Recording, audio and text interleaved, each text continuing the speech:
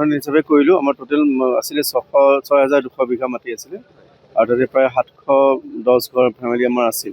কালি আমি ইতিমধ্যে প্ৰায় 2,000 বিঘা আমি বেদখল মুক্ত কৰিব পাৰিলোঁ। প্ৰায় 240 ঘৰ মানুহ আমি কালি উচ্ছেদ কৰিব পাৰিছোঁ আৰু বাকী আজি যিখিনি আছে আমাৰ 6,200ৰ ভিতৰত বাকীখিনি আমি আজি সমাপ্ত হ'ব বুলি ভাবি লৈছোঁ আজি।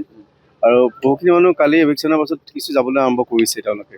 কালি আমাৰ মেইন থাকিলে যিখিনি খেতি বাতি কৰিছে সেইখিনি আমিতো এভিকশ্যন মানে বেদখল মুক্ত কৰিব লাগিব, সেইখিনি আমাৰ অলপ সময় ল'ব। জেচিবি প্ৰায় 38 মানখন আছে আৰু 38 আছে। আজি অলপ কমাই দিছোঁ। কালি যিটো মেজৰখিনি হৈ গ'ল, আজি সেইখিনি আমি কিছু শ্ৰমিক আৰু জেচিবি আমি অলপ কমাই দিছোঁ ইয়াতে। আৰু পুলিচ প্ৰশাসনৰ মানুহ সমানখিনি আছে, প্ৰায় 300ৰ ওপৰত আছে তেওঁলোকৰ। তেনেকৈ নাই হোৱা। কালি কেইজনীমান মহিলাই অলপ সমস্যা কৰিছে, তেওঁলোকে কৰিবই, কাৰণ তেওঁলোকৰ চকুৰ আগতে ঘৰটো ভাঙি গৈছে, ধৰক তেওঁ খেতি বাতিখিনি ব্যস্ত আছে, কিন্তু স্বাভাৱিক কথা আৰু এইখিনি। কিন্তু তেনেকুৱা ধৰণৰ কোনো অপ্ৰীতিকৰ কথা নহয়, এইটো স্বাভাৱিক এটা উষ্ণতা এটা প্ৰকাশ কৰিছে আৰু তেনেকুৱা। নগাঁও জিলাৰ কিছুমান লোকৰ বিৰুদ্ধে অভিযোগ উত্থাপিত হৈছে, তেওঁলোকে কিছুমান ধন লৈছিলে।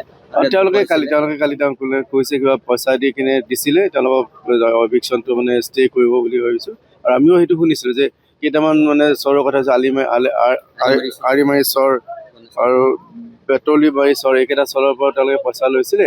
গতিকে সেইকেইটা মানুহক আমি ৰখাই দিয়া হ'ব। গতিকে আমি প্ৰথম ষ্টাৰ্টটোৱে তাৰ পৰা কৰিছোঁ। আমি মেছেজটো এইটো দিব খুজিছোঁ যে আমি সেইটো বিষয়ে নাজানো। তেওঁলোকে কাক পইচা দিছে কি দিছে কাৰণে তেওঁলোকে ভাবিব পাৰে যে তেওঁলোকে পইচা দিয়াৰ কাৰণে দেৰিকৈ কৰিলে তেওঁলোকে ভাবিব পাৰে তেওঁলোকে নকৰিব। গতিকে সেইকাৰণে আমি ষ্টাৰ্টটোৱে কৰিছোঁ, য'ৰ পৰা পইচা লোৱা বুলি শুনিছোঁ, তেওঁলোকে কোৱা কথা, আমিতো নাজানো, তাৰ পৰা আমি ষ্টাৰ্ট কৰিছোঁ। যিখিনি চৰকাৰে ডেফিনেটলি কৰোঁ, যিখিনি আমি দিব নোৱাৰোঁ। চৰকাৰেতো বহুত ষ্টেপ ল'লে, বসুন্ধৰাৰ থ্ৰুৰে ষ্টেপ লৈছে, যিখিনি মাটি দিব পাৰি সেইখিনি ৰেগুলাইজ কৰিয়ে আছে। কিন্তু যিখিনি মাটি দিব নোৱাৰি, যে ফৰেষ্টৰ লেণ্ডটো দিব নোৱাৰি, জলাশয়টো দিব নোৱাৰি, সেইখিনি মাটি উচ্ছেদ কৰিবই লাগিব। দেখিবলৈ পোৱা যায় একাংশ লোকে আহিব।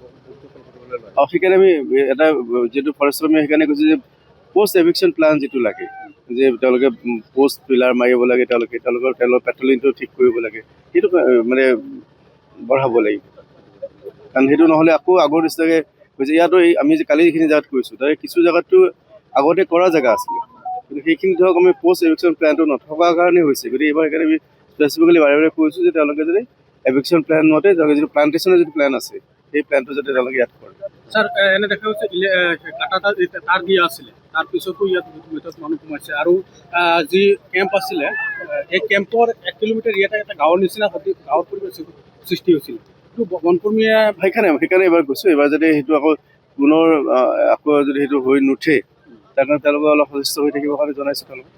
আৰু তেওঁলোকে সেইধৰণে প্লেন বনাইছে বুলিও মোক জনাইছে যে কিছু হেক্টৰ মাটি তেওঁলোকে ইয়াতে প্লান্টেশ্যন কৰিব এইবাৰ। আজি সমাপ্ত হ'ব বুলি ধৰি লৈছোঁ। আৰু আজি সমাপ্ত হৈছে। কালি মোৰ টাউন এৰিয়াত অলপ উচ্ছেদ অভিযান আছে, সেইখিনি মই কৰি ৰোড ছাইড ৰিজাৰ্ভেশ্যন অলপ আছে, সেইখিনি মই কৰিম কালি।